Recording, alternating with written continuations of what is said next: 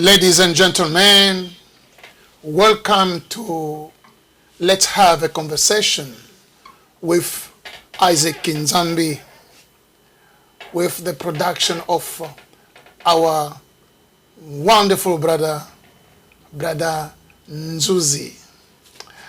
I have to say something before I start.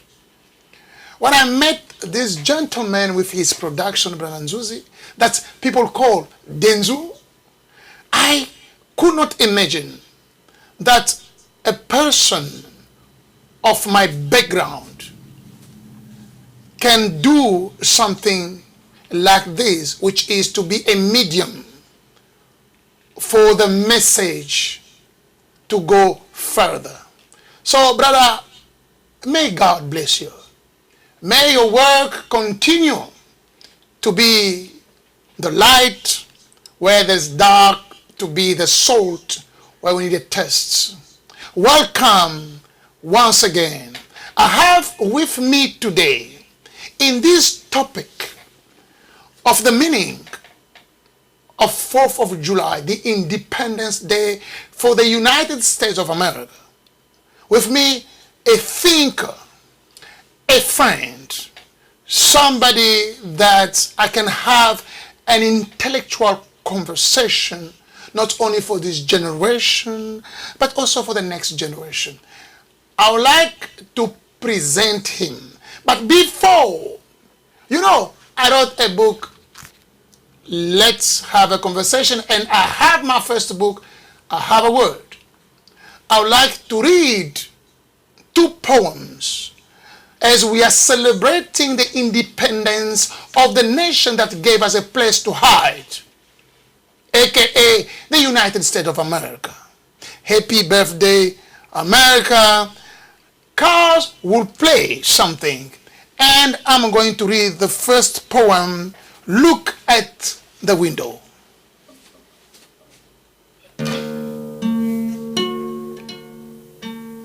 Look at the window.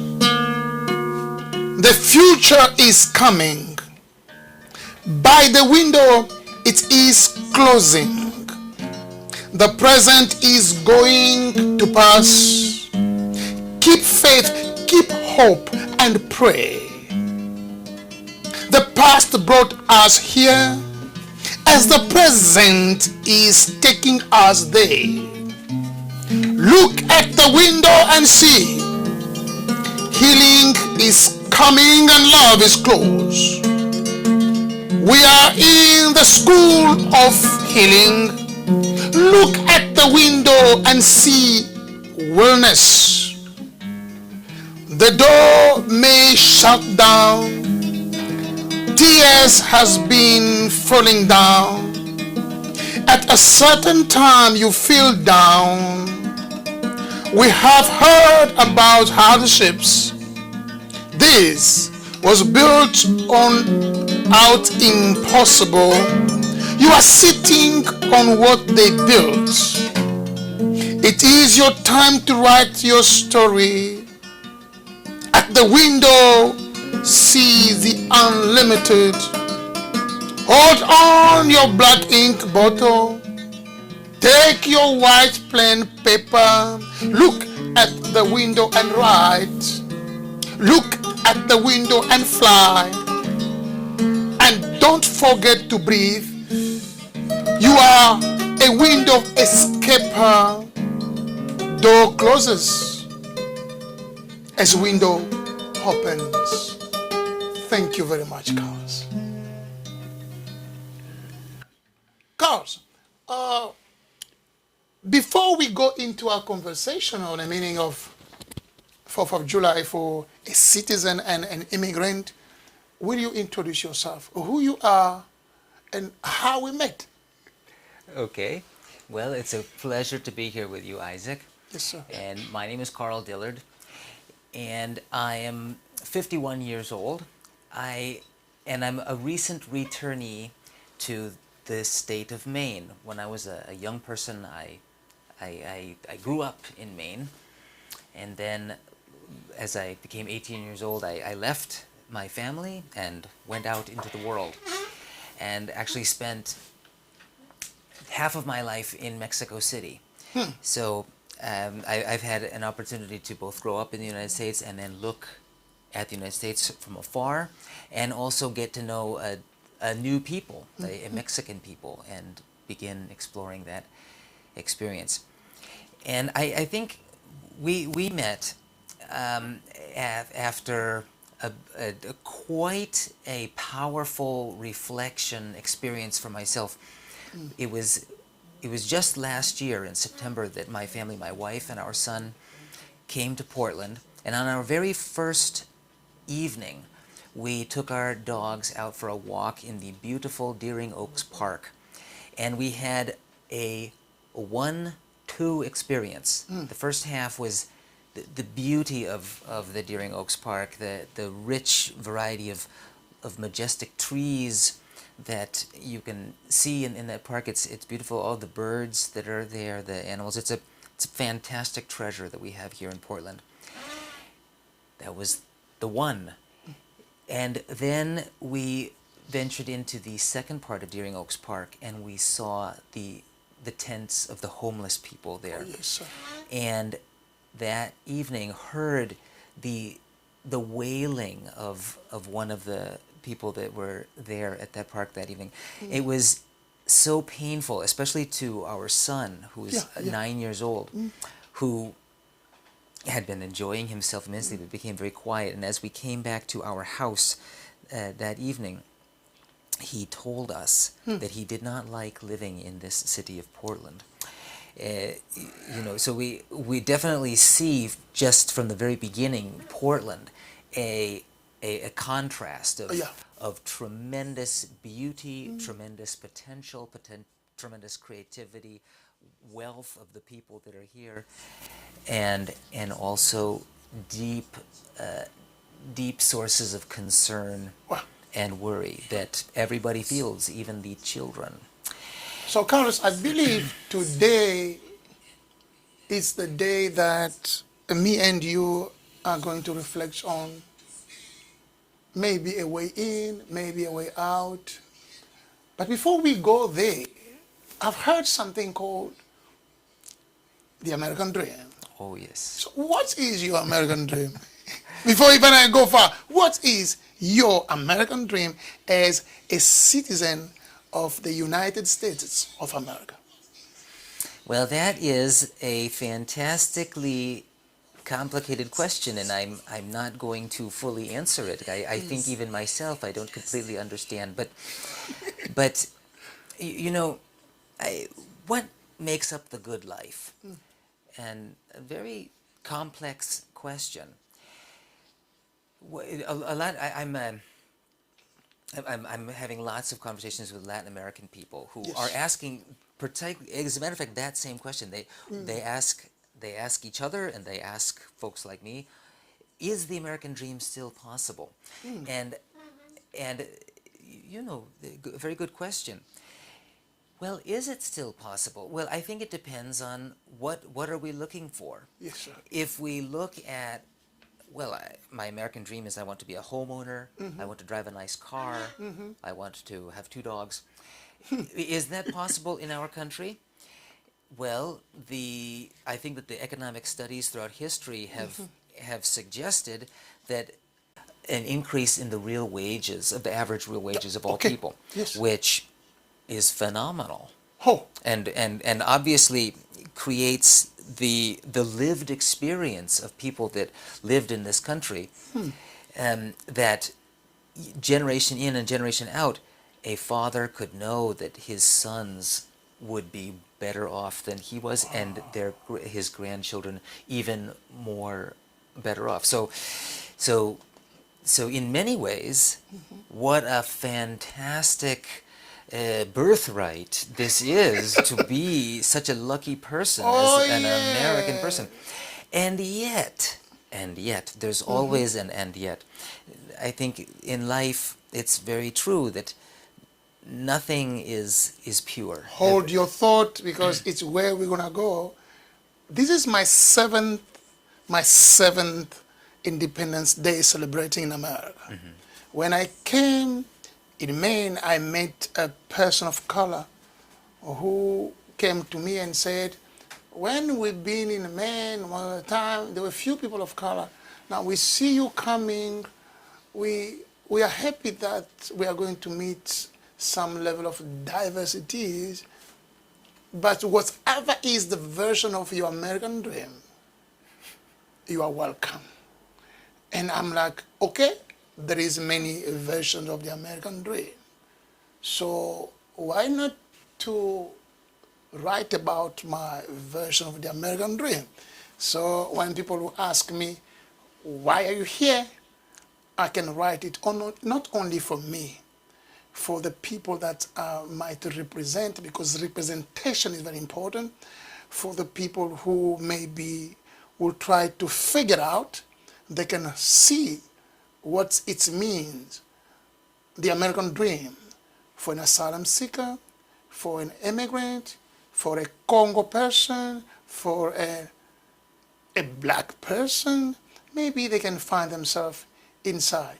So, can I read for you what is my American dream? Yes, please. My version of the American dream. My version of the American dream. It is the seed that was planted in my genes, in the genesis of my quest for inspiration. My version of the American dream embodies the spirit of the African poet. It is indeed the undulation of the Atlantic weaving. It seeks to unleash the sentence of my adverbs. It seeks an oasis of legend for my narration. My version of the American dream is a room. My version of the American dream is a street.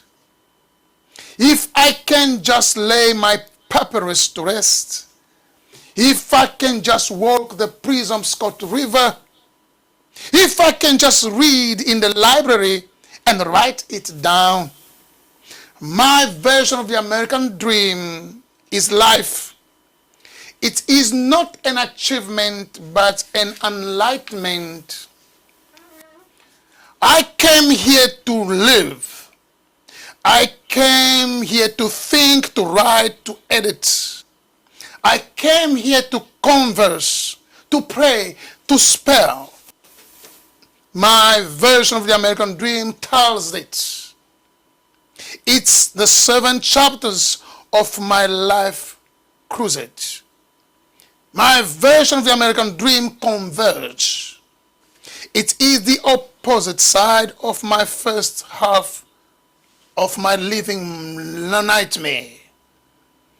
If I can have a bed to sleep on, a cup of water to refresh, if I can have a friend to smile at, if I can be me,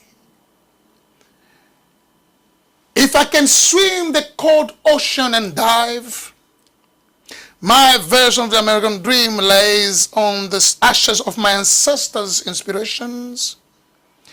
I came here to learn from the shekels.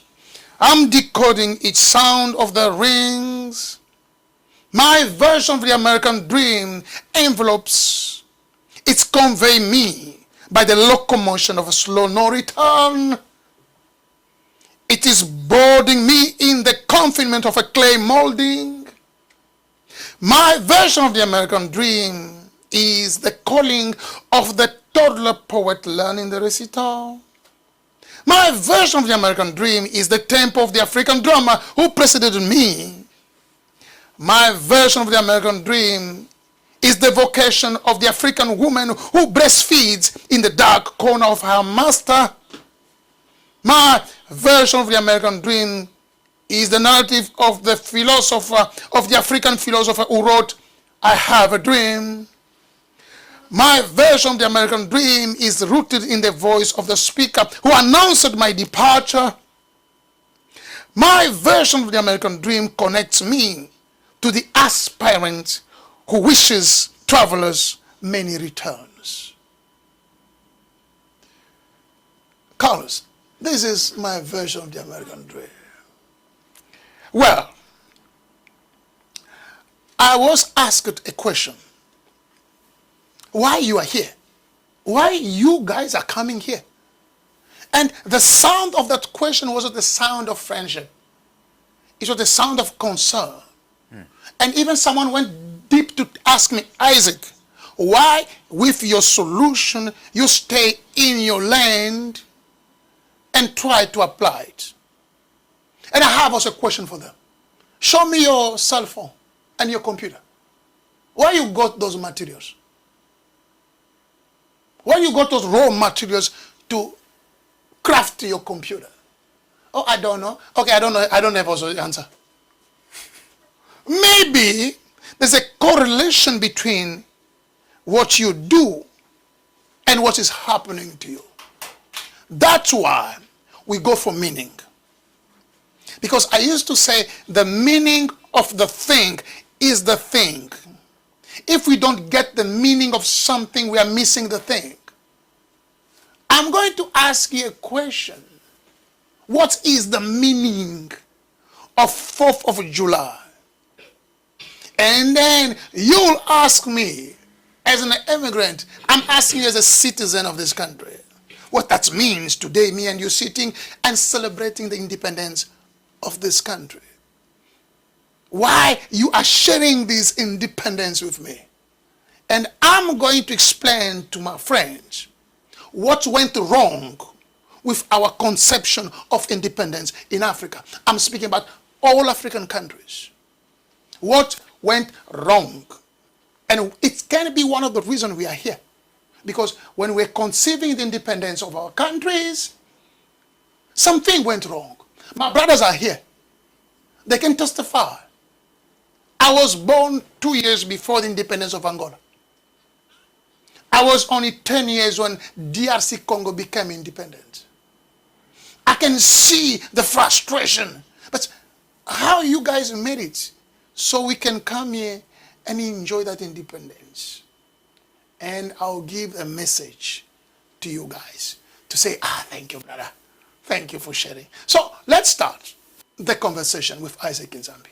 What 4th of July means for a citizen of this country like you? Well, it is a very open question. Yes, and when I spoke in the beginning about the American dream, just looking at the rise of real wages, what a truly limiting way of looking at our own lives. And I think that when we look at the whole diversity of people who have come to this country over the past 3 centuries or 4 centuries, there is a tremendous diversity of motivations for coming here and driving values and philosophies and spiritualities that have made the United States what it is today. And it is not historically only limited to increasing the amount of money that we have in our pockets. Many Europeans came over the centuries fleeing what they considered a terrible hierarchical society with kings and with oppressive churches, and thought, here is a way that they can live better lives in general. I think very similarly to what you say, and we are here to live and to explore, to see what is that. Now, what a great story that is. And it's a story that has triumphs and mistakes and discoveries. And we are continuing, each one of us, all Americans here, both the recent arrivals and the folks like my family that have been here since 4 centuries ago, and folks that have been here since even before. I think we are all learning, we are struggling to make sense of our lives in the best way that we can.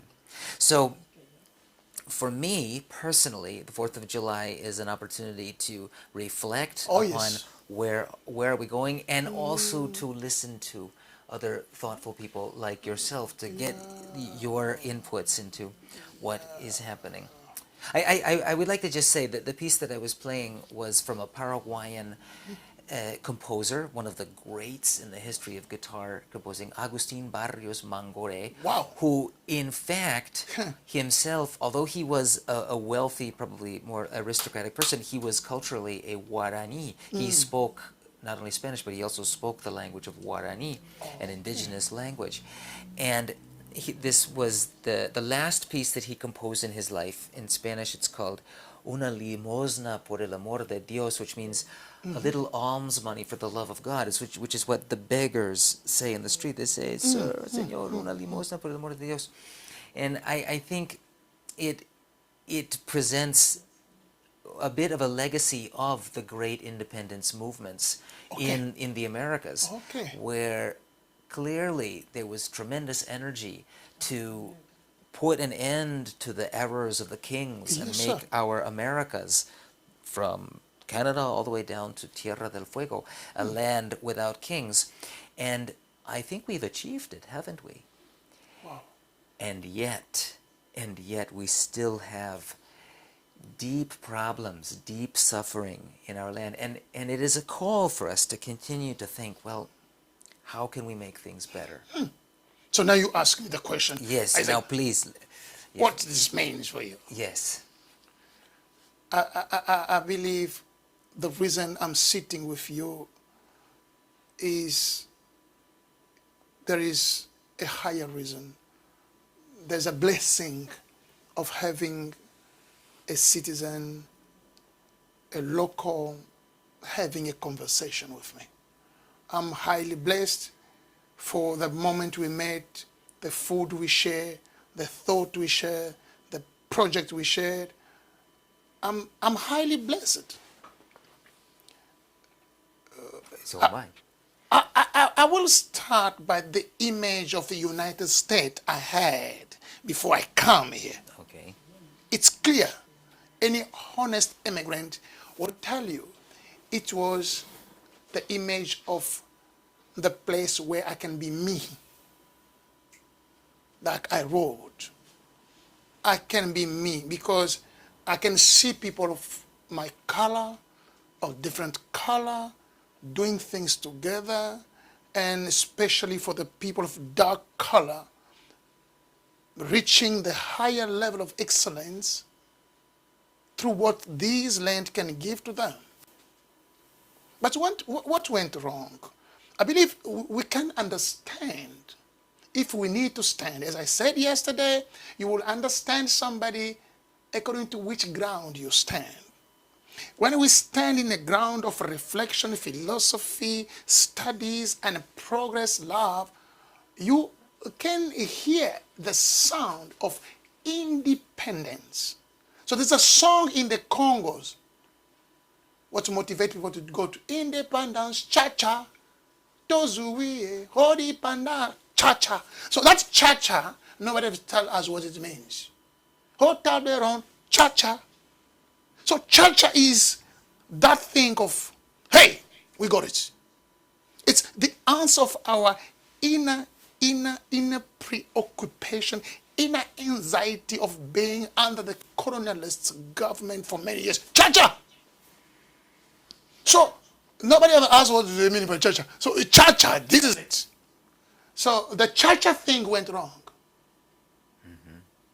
Something went wrong because the meaning of independence was not considered. So they thought independence without a meaning is independence. As I used to say, the meaning of the thing is the thing. What independence meant for them. So our forefather, all over Africa around the 60s, they say the cha-cha. And white men say, okay, cha-cha, go. But they found themselves in a place where you forgot the meaning of the thing. You start getting into the preoccupation of paying the bills, paying the people, buying. They were thinking more about how to to have better life than to be in better life. That came to the place where they start fighting each other.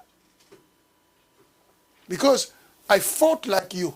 Why you must have 3 cars? I have only 1 car. So I've heard that things in Namibia. We thought together, we have to share, let's say, if you have 20 cars, I will have 20 cars. But what cars has to do? So they went for independence to be an independence country or to have independence benefits. Everything went wrong from there. So those who have more benefit, those who have less benefits, they start fighting each other to have more benefit. So it became a circle of, I fought, you fought. My kids must be here. So no idea of the meaning was, as you say, pursuit of happiness. The meaning is to build a nation, not just a country. Because I used to make a difference between a country and a nation. A country is a geographical place governed by politics. A nation is a space motivated by the philosophy of the togetherness. We are the nation. But you're going to say, we have the nation. No, we are the nation. So they lost the thing. They start going back to the colonizer to get weapon. And they're going to say, I told you, you are good, is not good. So from that point, we went to the 70s, Cold War, 80s, dictatorship, civil wars, and we born the 70s, we're like, something is wrong here. The 60s guys, they are fighting each other. Why? We have what we want. No, it's not about having the land. It's about paying people, taking care of the land. So maybe you guys did it right. Because I've heard Barack Obama say, in America, one generation prepared for the next generation. One generation works for the next generation. In Africa, one generation works for the same generation. The other generation, you think, well, you just going away. So, me particularly, and people who have been thinking about the next generation, we thought fighting each other have to stop. The only way we have to stop the fighting is to go out, look for the meaning, or stay in, keep fighting without meaning. We have chosen to go out because we're forced to go out. But we went out to a special land where our ancestors came here before. We want to connect with something that is about this country. So we came here. We are learning the meaning of independence. So that is the message I will give to the people of this country. So, last question. You think you can, if I give you the opportunity to run an institution, to do something for your country, do you have something in mind? I think we share so many things. We share, but I want to hear one of the lines of you think, if you put it in practice, it can alleviate a bit maybe of homelessness, joblessness, all the nesses. Do you have something in mind? Well, I do have something in mind, but I require the participation and the thinking of the totality of Portland, I think, to do this, because I think that the path. Oh, Carlos, I have must a be question. democracy. Why don't you run for office? Simple question. Why don't you run for office and you go inside the government and share your ideas? That's the question I'm asking to everybody. Okay, well, that would be such an exciting endeavor. I have a very good friend who grew up with me in Maine, not in Portland, outside of Augusta, Yes. who has a tremendous amount of experience in political activism, and over the years has been a conversation partner of mine, which I've appreciated, and he shared this. He said, you know, Carl, if you want to make real change in the Yes, world, sir. don't pay attention to the politicians. He said the politicians are weather vanes. There's no other way of looking at politicians. They aren't leaders. They are weather vanes. They detect where the winds of influence are blowing, and they respond to that. If Because they need to don't- keep the vote. That's right. If they don't, then they won't be politicians anymore. And so, you know, I think the message there is, if we want change, you know, when I say this to our audience, if we want change, we must ourselves begin meeting our neighbors. Okay. And Okay. not only the neighbors that look like us and that Yes, talk like sir. us, but Portland is an immensely diverse city right now. And, I mean, I think there are more than 60 languages being spoken in Portland right now. Yes, And yes. I speak too. You know, I speak English and Spanish. So Oh, yeah. it's At least you it's have a plus pathetic. one language. At least you are starting well. Well, yes, okay. Next will be Portuguese and Lingala. I need to, yes. So it's rachitic, my tool bag, but we need to open ourselves to be learning from other people, to be listening to how are they envisioning things. Now, of course, each one of us, we have our own opinions. I wasn't born yesterday. For 51 years, I've been cultivating. Oh, I didn't know that we had the same age. Yes, we do. Carlos, because we don't have too much time, Yes. I want you to give a message of 4th of July to the immigrant community. I've never done that. I'll do that for the first time. Okay. Whatever you say in English, I will translate it in French, in Portuguese, and Lingala. Okay. All the three languages.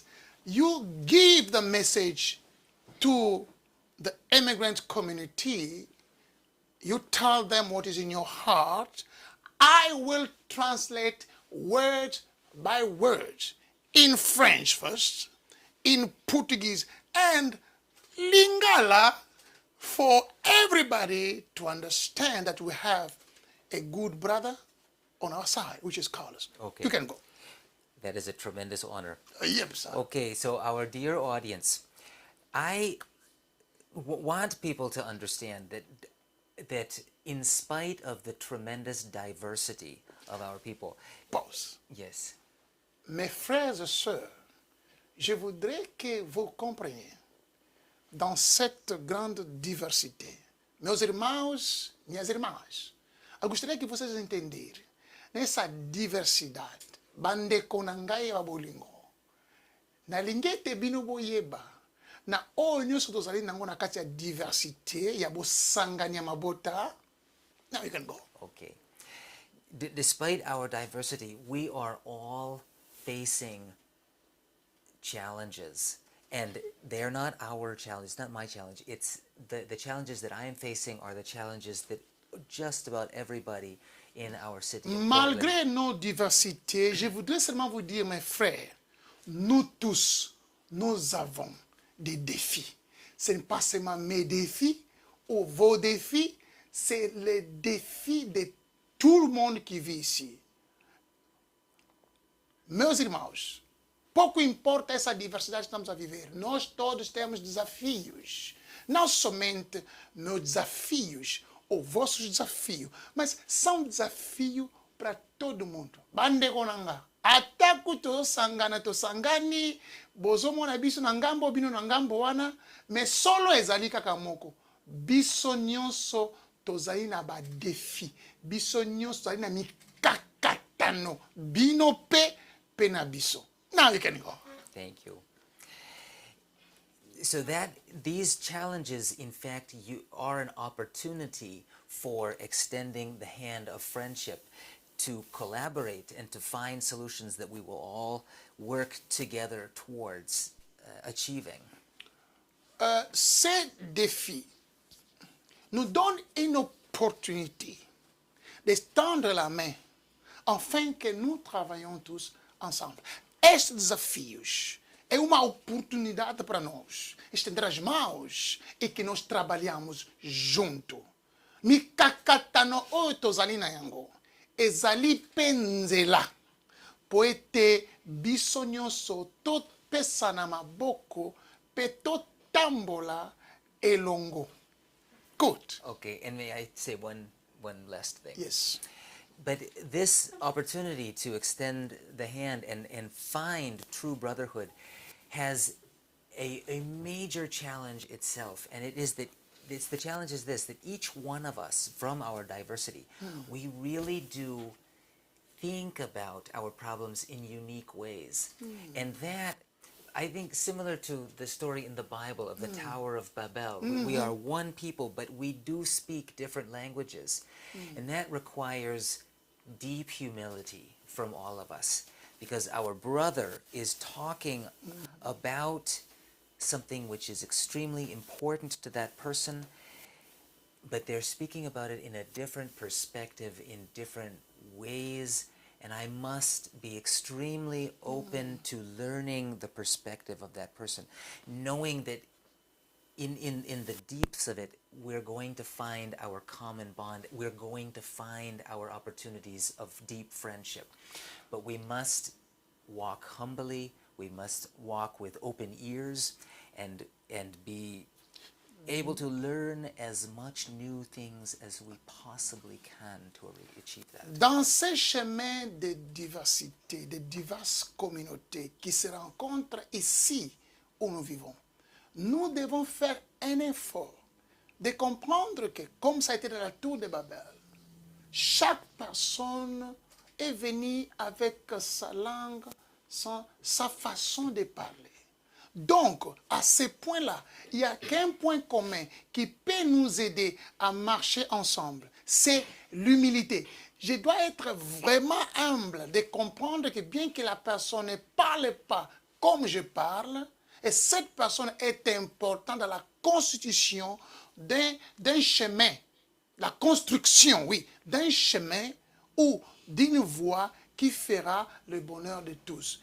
Por este caminho da diversidade, ou neste encontro da diversidade, devemos tomar conta de uma coisa. Esta coisa é saber como estender a nossa mão, aproximar, viver com as pessoas, enquanto que não falam a mesma língua, como aconteceu no Torre de Babel.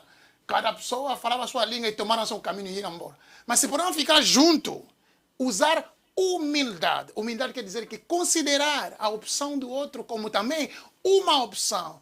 Isso fará que nós vamos andar juntos. Na lokoto na lingala, bandeko na ngai na nzela oyo ya bosangani. O tokutani na mboka oyo. Esengeli toyeba moko na moko ke bosangani oyo ezoluka komikitisa. Esengeli penza omikitisa. Poete komikitse kosunga biso toyeba ke opinion mosusu. Langage à mon sous contribution à mon sous pesa important na contribution na biso lokole samaki na tour de Babel batunyo so bamoro ba inoko na bango ba panzani mais or que minoko na ba diversité bazaki na humilité ya ko vanda ko yokana ko créer ba voix et moyens ko interpréter message au moni ya pesa et sengela ki kozala likambo moko yamara. Carlos, you tell me, what is my message? Yes, I mean, really, Isaac, please share with me and share with the audience. How do you see Portland coming together and confronting these challenges that we're all facing? Carlos, I've said and I'll repeat again, the cross of a visionary. I'm carrying a cross. You are carrying a cross. Mr. Nzuzi, who is our producer, is carrying a cross. Because three of us, we are visionaries. The cross of a visionary is the past ignored you.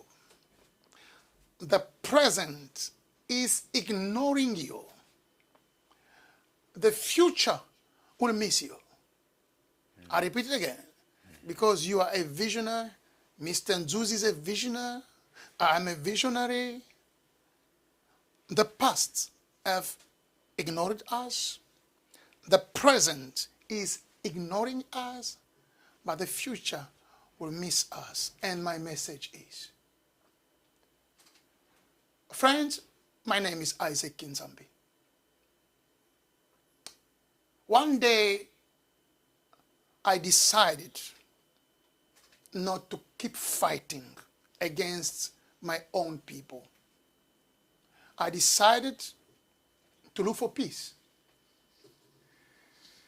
I decided to look for happiness, and especially the meaning of a word, independence. Nobody wants to be depending financially, spiritually, emotionally to others. We all have been created independent. We lived for a time in the womb of our mother. And one day, we decided to go out of the womb.